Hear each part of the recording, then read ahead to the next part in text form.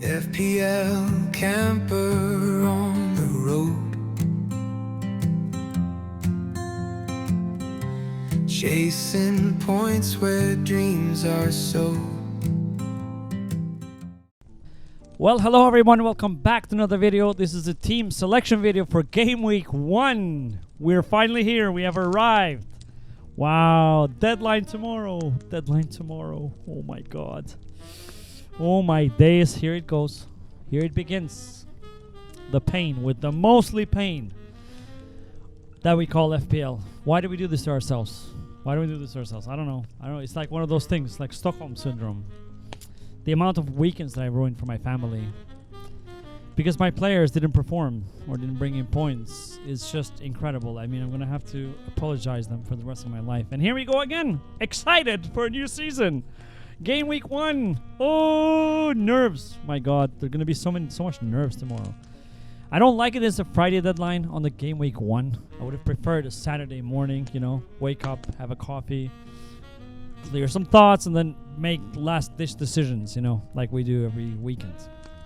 But here we are. I mean, excited for football. That's also going to affect our emotional state. But we, as FPL managers, we add something more to it that can ruin our weekends, Arsenal could win, but my FPL team might do bad.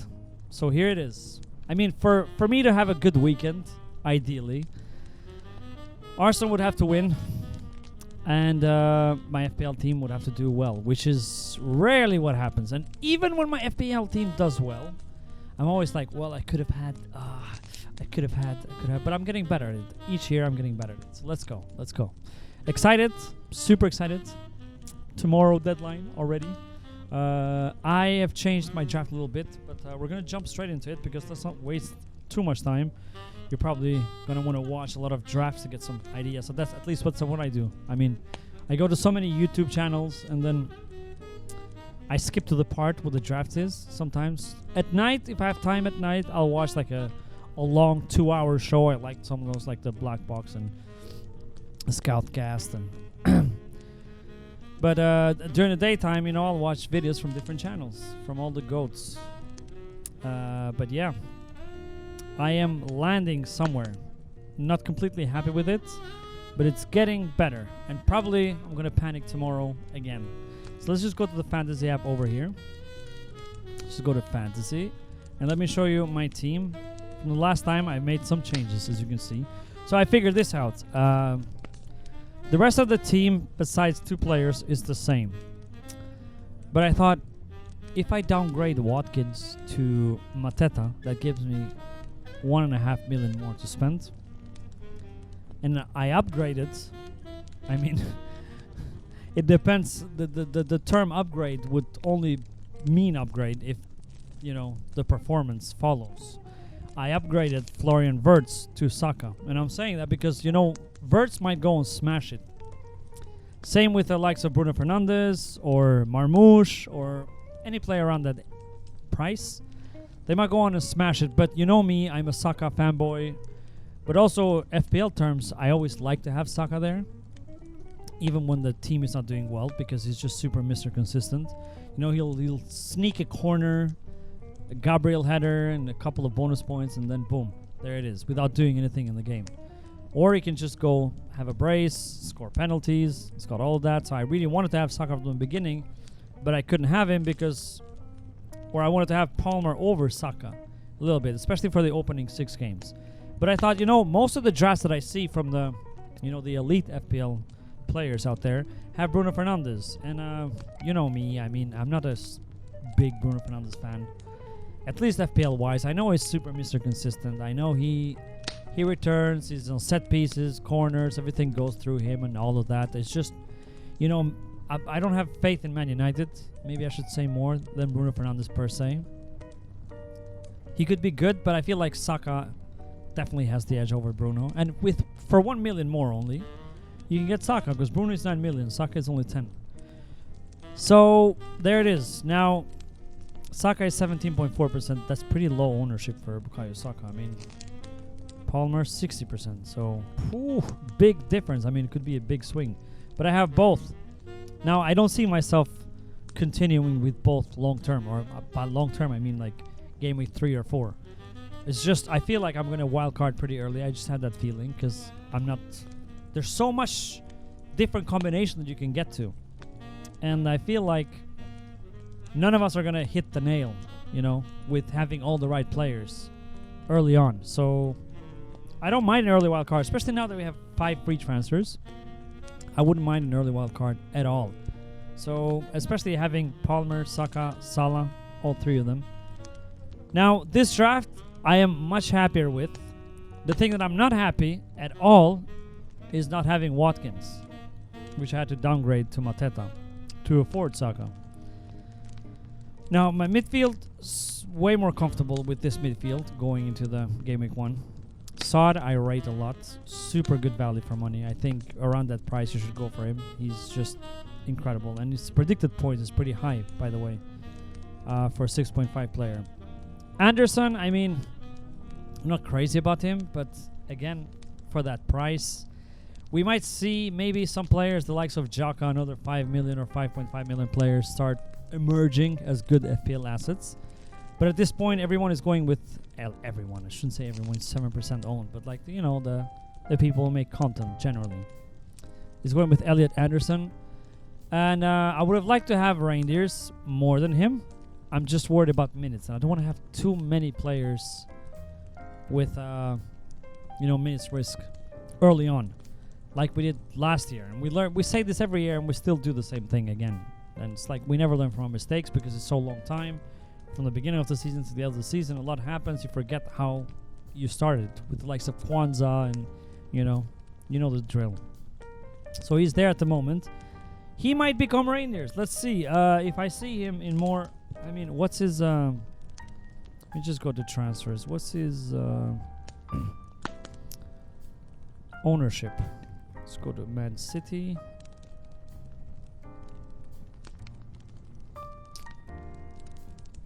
Here it is. 13.9. So much. Wow. He's more owned than Saka. No, 17.4. Okay. But still, close. 13.9. That is worrisome. Or not. I mean, depends. If we get... But City, we're not going to get leaks because of Friday deadline. That's another thing. Oh, my days. That could be a 50-50 call. Let's see. I mean, I might risk it and just go with him. But for now... Nailed on player Anderson. He's my 5.5 Bruno Fernandes, I would call it. You know, I don't expect too much from him, but he is on set pieces. He might collect a couple of, DEFCON points now and then, so it's fine, solid pick. And then on attack, Mateta and João Pedro. João Pedro, super happy with. Mateta, I like Mateta. What I don't like is their opening fixtures. Let's see here. And he's now on penalties somehow, Mateta, so great option. Chelsea away, not a good match. Nottingham Forest home, okay, slightly better. Aston Villa away, not great. Then these two are pretty decent. Sunderland at home, West Ham away. But then goes Liverpool at home, Everton away. Everton are getting better and better, and then they get Moyes. So they're going to be defensively solid. Bournemouth home, Arsenal away. That's not a good run. Maybe from game week 10 and on, it's much better. But again, I like Mateta as a pick, especially if he's on penalties. I don't mind that. It's just that Watkins has a... Damn. Not only is very highly owned. How much? 23%. That's high. You're not going to have players. Only Palmer is like 60. And Salah close to that, 53. So, if we look at the fixtures for Watkins, look at this. Newcastle at home, and Newcastle haven't looked good at all. I think they're unrest in their team with whatever is happening inside, and the likes of Isak and all of that. And then Brentford away. Brentford, they lost some of their best players, their coach. I don't know how they're going to be, but that's a good shout. And then Crystal Palace at home, Everton away, Sunderland away, Fulham home, Burnley home, Tottenham away. That's an incredible run. And then they go out on City and Liverpool away, 9 and 10. But even after that, damn. I mean, I don't know what to do. I'm super worried going without Watkins, but at the same time, I really like having Saka because he's low owned and I really like next game week against Leeds at home. He's like the standout captain. So I would love to captain him next on game week 2. So in that terms, I'm happy to have him. But just going without Watkins, I'm dreading. So that is my only issue. Defensive wise, I'm pretty happy with.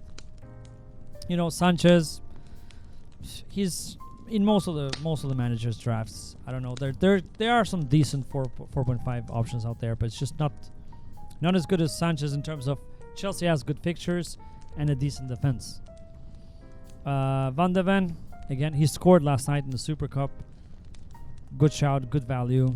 Gabriel, I want to have him there. I can't just start the season without a Gabriel. It's one of those must to be there.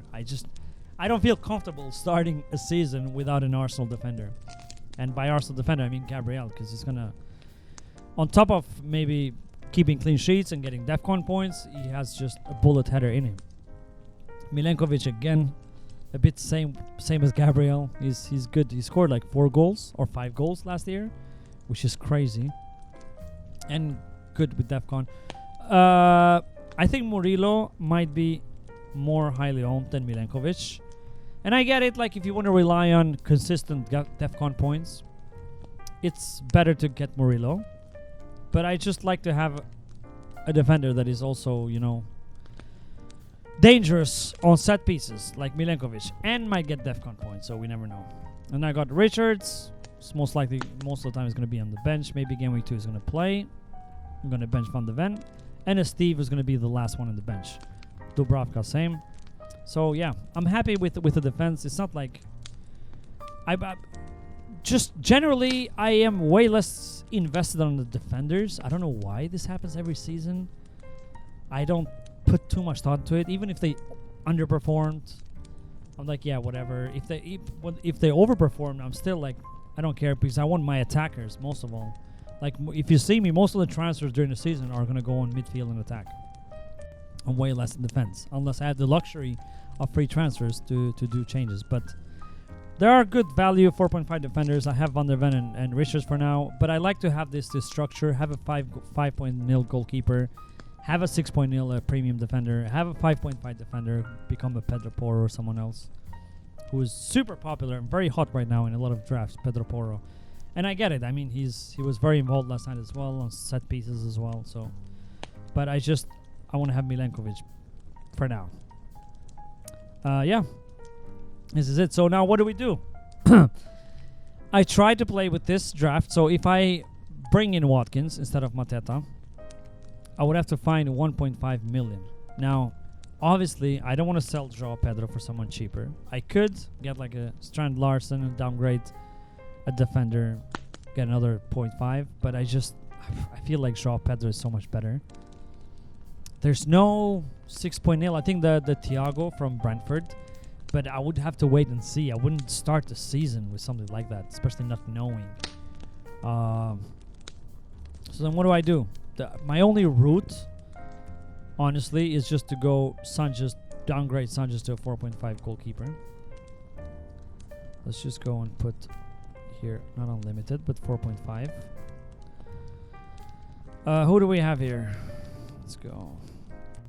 So we have Kelleher, who is flagged. I think on the press conference, we got some news that they're training, but they're unsure. The coach said he's unsure if he's going to start. So I wouldn't want to risk that, especially that Dubravka is also flagged. So, and we don't know if Dubravka is going to be started, but we assume since he got, he got bought now. So Verbruggen could be okay. I don't know how the fixtures are. Yeah, red and gray, so doesn't look appetizing. And I don't know about the Brighton's defense. We'll have to wait and see. Who else do we have? Petrovic came from Chelsea to Bournemouth. That's the problem. They start with Liverpool away again. He might be good with, I think he was, when he played for Chelsea for a couple of game weeks last year, he was decent. He was good on save points as well. So, they could get a couple of save points. So it wouldn't be that horrible. I think maybe that's one of the, if you look at the run. The only problem is they've sold, almost the entire back for Bournemouth. They just bought a new defender as well. I don't know how good he is. We'll have to wait and see again. and maybe it takes some time to adapt. So yeah, Petrovic seems fine. Let's say we take him there. So now we need to find another 1 million. So now we'll have to downgrade Gabriel or Milenkovic. And just, I mean, it feels like too much sacrifice just to get another 4.5 defender. So it could be anyone. I mean, there's a lot of 4.5, so it doesn't matter. I'm just going to restore. So for now, I don't think... I'm just going to keep it like this because I want to have a stable defense. I'm just going to... my only thoughts, I think, for today and tonight is going to be like, am I strong enough to go without Watkins? And just risk it and rely on Mateta is going to, might get a couple of penalties here and there or maybe a goal. They have a tough start, and then I will have a double Crystal Palace against Chelsea away on the first game week. So that's probably going to hurt, especially if, other teams who have Watkins and someone else instead of Sarr do well. I'm gonna be hard on myself. But yeah, it's just, I mean, it doesn't look bad, I have to say. Like, if you go here, it doesn't look bad. It gives me a bit of, as I said, gives me a bit of confidence going with Saka instead of Wirtz. That again, as I said at the beginning, depends if Wirtz is gonna hit the ground running or not. I mean, he can outscore Saka by a mile, and that would be a shame. But I just feel like Saka is pretty Mr. Consistent. He's a great option for a game week 2 as a captain. And then Liverpool away, it's fine. It's what it is. Not great fixtures after that. Forest home, City home, but Saka is Saka. Arsenal are now competing with the big boys, so it doesn't matter if they're playing each other. You're still gonna contribute. They might score a goal or a penalty, get bonus points, which is why I feel more comfortable having him on midfield. And yeah, so let me know. I mean, you let me know, please, in the comment if you have. Is the combination? It's basically between Watkins and Wirtz or Marmoush or even Bruno, because I could downgrade another player and maybe another 4.5 defender to a 4.0. Or Milenkovic to Nico Williams from Nottingham Forest. So I could afford to have Bruno instead of Saka with Watkins. So Bruno or Watkins, or Wirtz and Watkins, Marmoush and Watkins versus Saka and Mateta. Let me know what you think. Who would you go for more? For now, I am set on this also because it's less templatey.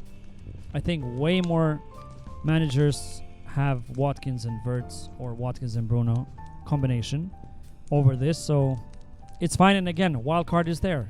If shit hits the fan, wildcard is there to save us early on.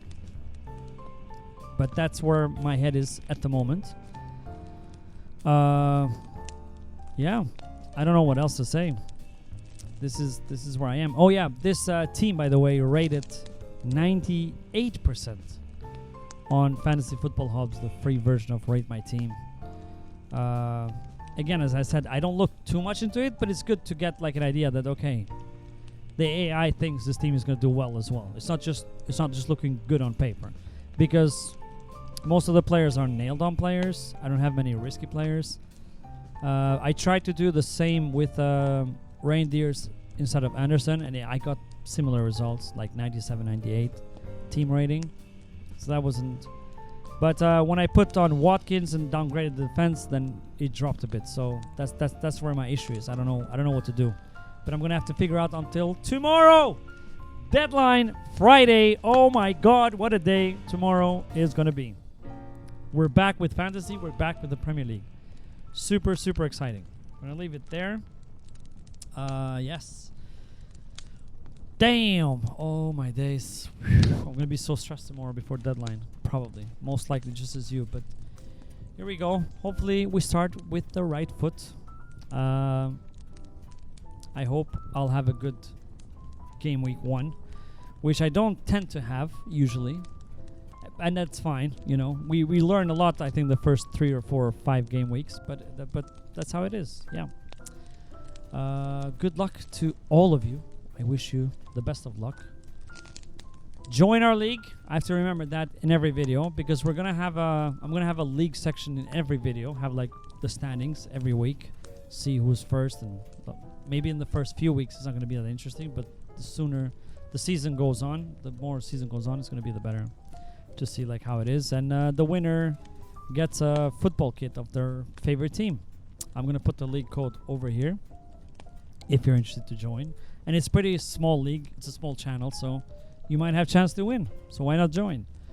Yes, that's all I have to say. And again, good luck. And if you enjoyed the videos, please like and subscribe. And yeah, I feel like now I have to thank. Oh Jesus! With I got like again over, I don't know, maybe 30 subscribers after the last video because FPL Harry keeps sharing my videos on Twitter, and I'm getting new, views, which is super nice. I'm very overwhelmed. I don't know what to do anymore. Like, I wish I could do something similar to him. I just can't, but he's a legend, and I'm lost for words at this point. So I don't know what to do. I feel like this at the end of every video I'm gonna have to thank FPL Harry for supporting or showing support. That's incredible. Yeah, it's overwhelming, but also all of you, the new viewers and the old viewers, for writing nice words in the comments and finding the channel relaxing, which was my aim, to make it a bit of relaxy, campy, bit jazzy vibes. But yeah, thank you so much to everyone for your support. I couldn't thank you more. And I'll see you next week for the first game week review, probably on Monday or Tuesday. Let's see. And good luck, the best of luck to all of you. Here it is, FPL season 2025-2026 will officially begin tomorrow. See you next week. Bye. Subscribe. Come on. Just do it. I'm waiting. Just do it.